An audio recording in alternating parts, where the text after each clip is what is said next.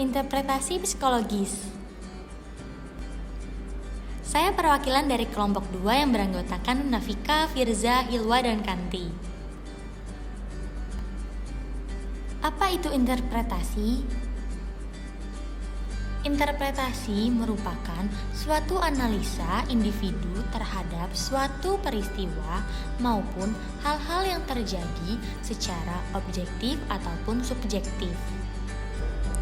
Interpretasi psikologis dilakukan berdasarkan data yang telah dikumpulkan melalui metode pemeriksaan mulai dari interview, observasi, dokumen pribadi, dan melalui tes yang telah dilakukan.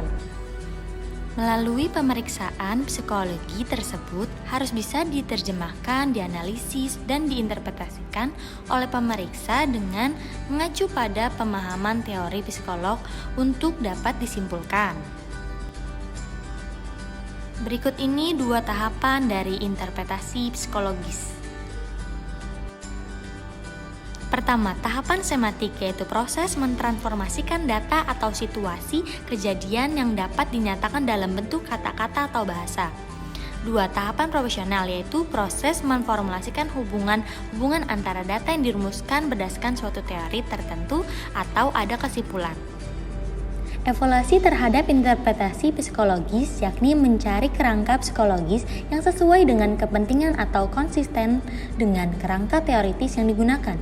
Dengan demikian, tidak boleh ada penilaian yang benar atau yang salah, tetapi tepat atau kurang tepat, cocok atau tidak cocok. Terdapat macam-macam interpretasi psikologis. Pertama, interpretasi mendalam. Interpretasi mendalam mengacu pada kesesuaian atau konsistensi dengan teori yang digunakan dalam menginterpretasi. Yang kedua itu interpretasi dangkal, adalah interpretasi yang cenderung fragmental, periferal, dan tidak integratif, bahkan seringkali tidak berdasarkan diri pada teori. Kira-kira apa sih tujuan dari interpretasi?